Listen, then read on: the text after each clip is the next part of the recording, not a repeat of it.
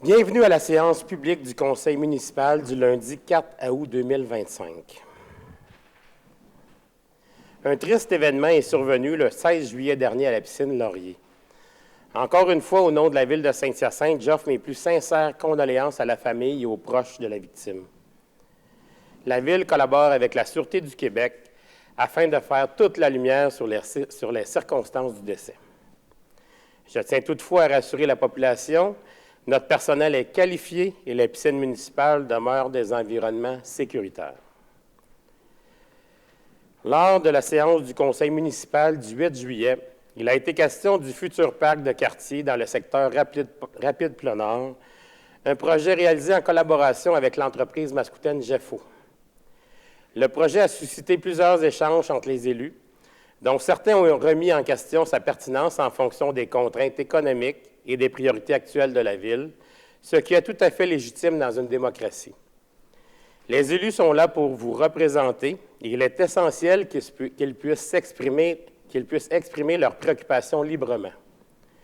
L'unanimité ne peut pas et ne doit pas être la norme.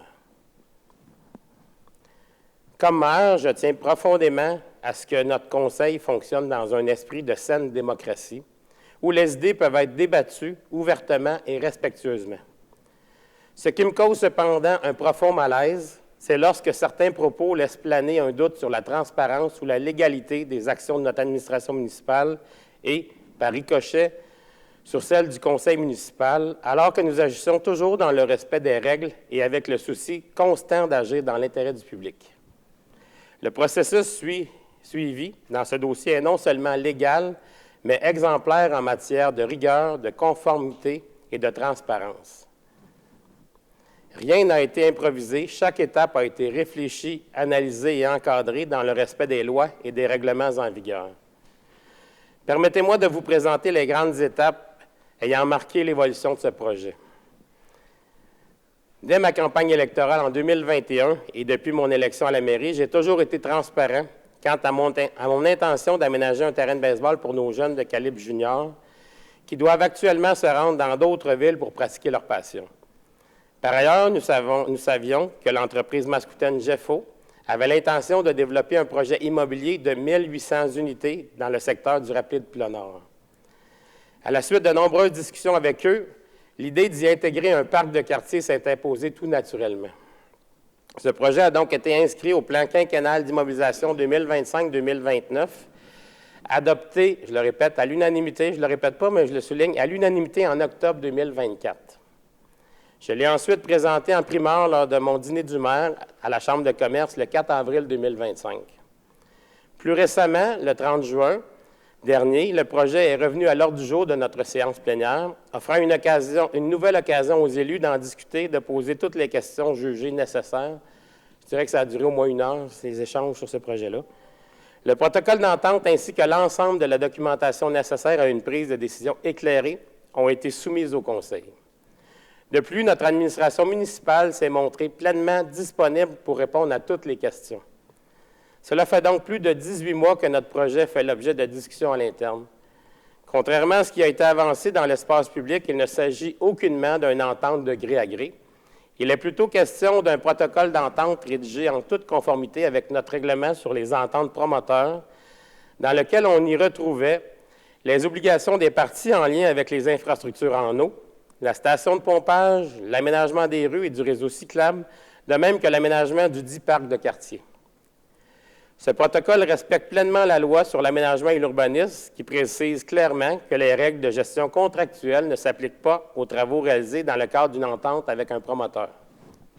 En conséquence, aucun appel d'offres n'est requis dans un tel contexte. Il est donc essentiel pour moi de réaffirmer que l'ensemble du processus est légal et mené dans un seul but, servir au mieux l'intérêt de toute la population mascoutaine. En véhiculant de l'information erronée et en laissant planer des soupçons d'actes répréhensibles dans ce dossier, c'est l'ensemble de la population qui en subit les conséquences. Une telle situation est à mes yeux profondément inacceptable. On a notamment laissé entendre qu'il y aurait eu du copinage ou une proximité inappropriée avec le promoteur, ce qui vient entacher ma réputation ainsi que celle de l'administration municipale. alors même que le promoteur a suivi toutes les étapes requises et satisfait à l'ensemble des exigences de la Ville, puis il y en a eu des exigences, puis il y en a eu des échanges. Ça a été long avant d'aboutir au projet. Pour maintenir un niveau de service à la hauteur des attentes, il est impératif de repenser les modes de financement des grands projets. Il faut faire preuve de créativité et d'audace. C'est exactement ce que nous avons fait avec ce projet de parc de quartier. Plutôt que de semer le doute sur un processus entièrement légal et transparent, réjouissons-nous d'avoir su innover au bénéfice de l'ensemble de la population mascoutaine. Ce parc de quartier constitue un legs exceptionnel pour la population mascoutaine. C'est l'un des rares terrains encore disponibles offrant un accès direct à la rivière Yamaska. L'aménagement d'un belvédère permettra d'en admirer la vue et de profiter d'un moment de détente en pleine nature. Après l'acquisition des terres de la Métairie pour y aménager un grand parc nature, je considère ce projet comme un deuxième coup de circuit pour notre ville et j'en suis extrêmement fier. Je suis convaincu que la qualité de nos infrastructures récréatives, comme ce futur parc de quartier, contribue directement à ce que je m'apprête à vous annoncer. La Ville de Saint-Hyacinthe est fière d'annoncer qu'elle se classe au 13e rang des villes où il fait bon vivre au Québec. Selon un récent sondage de la firme Léger mesurant l'indice de bonheur des citoyens et des citoyennes, ce résultat marque une progression significative alors que Saint-Hyacinthe occupait le 37e rang il y a seulement 3 ans de cela. Cette avancée témoigne des efforts soutenus de la Ville pour offrir un milieu de vie dynamique et accueillant à l'ensemble de sa population. Saint-Hyacinthe se distingue notamment par sa programmation d'activités culturelles, sportives et communautaires diversifiées et par son engagement clair envers le développement durable via de nombreuses initiatives environnementales, tout en préservant une excellente santé financière. Ces accomplissements reflètent non seulement le travail de l'administration municipale, mais aussi de l'engagement des citoyennes et citoyens qui contribuent à faire de Saint-Hyacinthe une ville agréable à vivre au quotidien. Je suis très fier de faire partie de cette communauté qui se mobilise, innove, bâtit ensemble. Parlons maintenant des actualités environnementales. Ce soir, Saint-Hyacinthe franchit une nouvelle étape dans son engagement en faveur d'un environnement sain et d'une meilleure qualité de vie pour toute sa population. Un avis de motion est à l'ordre du jour pour l'adoption prochaine d'un nouveau règlement de conservation des arbres. Le règlement d'urbanisme numéro 350 sera ainsi modifié par l'ajustement de certains articles, définitions, types de permis, délais, pénalités, etc. Mais surtout par l'ajout d'un nouveau chapitre intitulé « Dispositions sur la conservation et la protection des arbres ».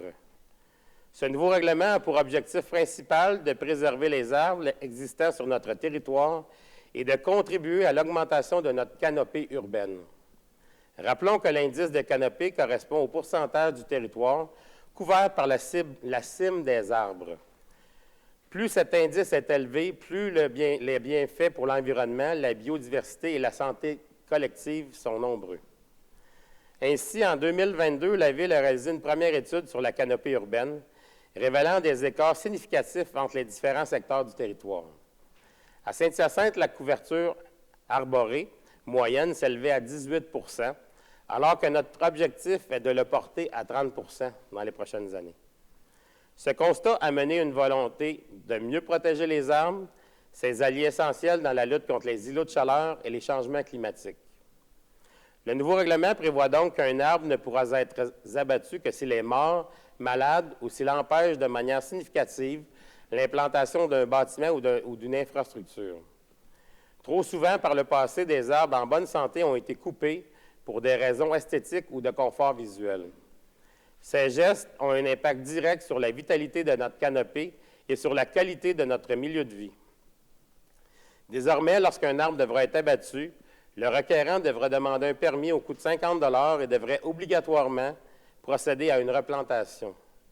Des critères précis encadreront la replantation, notamment des hauteurs minimales, 2 mètres dans un arbre feuillu et 1 mètre pour un conifère. Des distances de plantation seront aussi à respecter. Si la replantation n'est pas possible, une contribution financière significative sera exigée. Ce montant sera versé au fonds d'aide de la Ville, au fonds vert de la Ville, destiné exclusivement au financement de projets municipaux visant la protection de l'environnement. Avec ce nouveau règlement, nous faisons un pas de plus vers une ville plus verte, plus résiliente et plus agréable à vivre pour les générations actuelles et futures.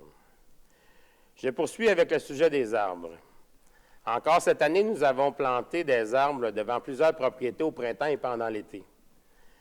Comme cette initiative soulève parfois des questions, je prends un moment pour vous expliquer comment cela fonctionne. D'abord, il faut savoir que les arbres sont plantés dans l'emprise municipale, c'est-à-dire le terrain appartenant à la ville, à l'avant des propriétés. Cela limite les endroits où nous pouvons planter, surtout qu'on doit aussi éviter les infrastructures souterraines et prévoir assez d'espace pour le déneigement l'hiver. Les plantations ont été réparties dans tous les secteurs où c'était possible. Le seul endroit où cela ne l'était pas possible, c'est le district Cascade au centre-ville, à cause des terrains construits directement en bordure de rue, sans marge de recul. Nous avons ciblé les endroits où il y avait peu d'arbres actuellement. Il n'y a pas de nombre fixe d'arbres par adresse, puisque chaque terrain est différent. Certaines personnes ont déjà planté des arbres, d'autres non. L'analyse se fait donc à partir d'une vue d'ensemble. Quand une rue est choisie, on regarde chaque terrain, qu'il y ait ou non déjà des arbres, et on prend en compte l'espace disponible. La planification se fait en hiver grâce à des outils comme Google Street View, mais une fois sur place au printemps, on peut faire quelques ajustements selon la réalité du terrain. Les derniers détails sont confirmés quand on trace les marques au sol. Il faut aussi tenir compte des fils électriques. Les câbles du bas sont pour la télécommunication et ne posent pas de problème. Ceux du haut appartenant à Hydro-Québec sont plus sensibles. On choisit donc des arbres qui ne risquent pas de les atteindre, même une fois grands. Et grâce à notre nouvelle équipe d'élagueurs, on peut accompagner la croissance des arbres avec des tailles régulières dans les premières années. Ces tailles permettent de diriger les branches pour éviter les fils électriques selon une méthode reconnue et approuvée par Hydro-Québec. Puis je tiens à vous rappeler que quand on a pensé à ce projet-là, on a aussi travaillé avec Hydro-Québec pour être sûr que ce qu'on faisait, c'était bien. Parce que je vois des commentaires un peu partout, ça n'a pas d'allure, vous plantez des arbres en dessous des fils d'Hydro-Québec, puis Hydro-Québec nous dit de ne pas en planter, mais on a travaillé avec eux, puis ce qu'on fait, ils sont d'accord avec ce qu'on fait en ce moment. Bref, c'est tout un travail de planification adapté à chaque rue et à chaque terrain. Et nous sommes très fiers de pouvoir contribuer à verdir nos quartiers. Pour poursuivre sur la thématique environnementale, l'interdiction d'arrosage des pelouses sur l'ensemble du territoire a pris fin le 1er août dernier. Je tiens à remercier chaleureusement tous ceux qui ont respecté la réglementation en vigueur. J'espère aussi que vous avez pu constater que votre pelouse se porte bien et que l'an prochain, elle sera prête à relever de nouveau le défi.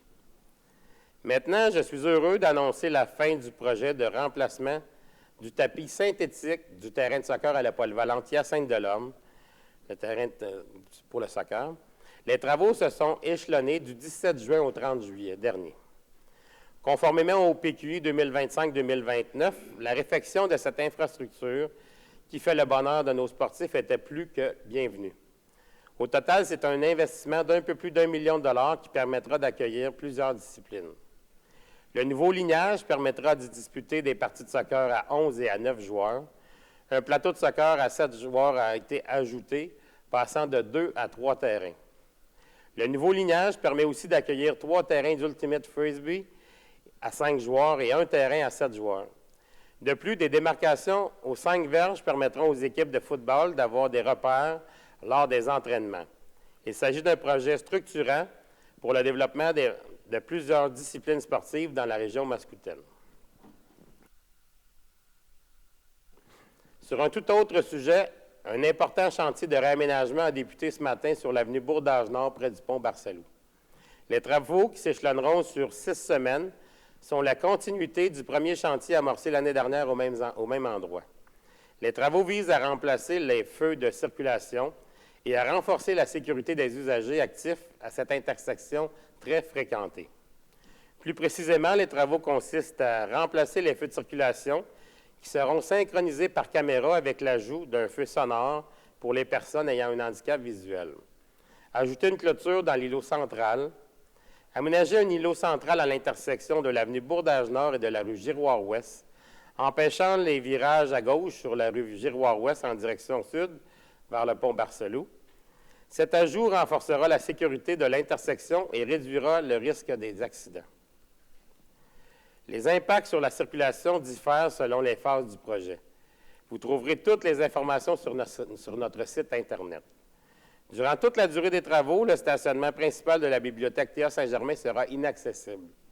Les citoyens fréquentant ce lieu pourront utiliser les places de stationnement sur la rue Giroir-Ouest, le second stationnement situé en face de la bibliothèque à l'intersection de l'avenue Bourdage-Nord et de la rue des Cascades, le stationnement alternatif du Père des Dominicains situé sur la rue Bourdage-Nord, près de la paroisse Notre-Dame-du-Rosaire, l'église qu'on a acquérie dans les dernières années.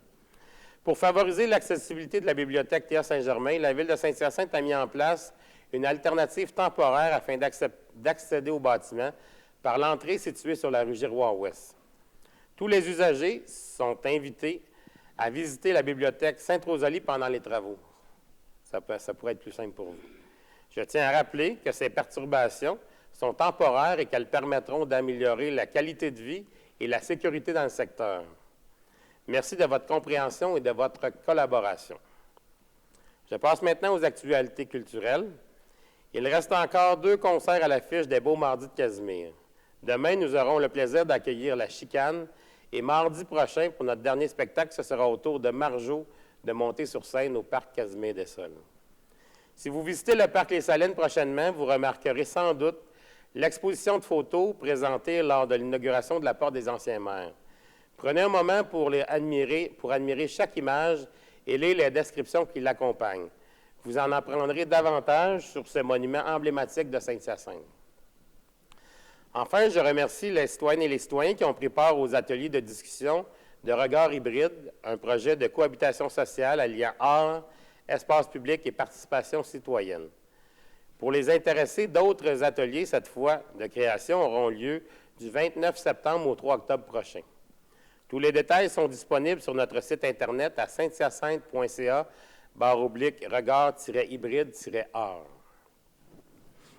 Avant de conclure, j'aimerais souligner avec un peu de retard, pour faire plaisir à M. Gary Degnaud, qui m'a informé de ça, j'aimerais souligner l'anniversaire de M. Robert Rousseau, dont le chalet du Parc Les Salines porte fièrement le nom. M. Rousseau a célébré ses 85 ans le 26 juillet dernier. C'est un fier mascoutin qui a été professionnel de hockey, professionnel de golf. Puis, je trouvais ça intéressant de pouvoir souligner son anniversaire à 85 ans. Joyeux anniversaire, M. Rousseau.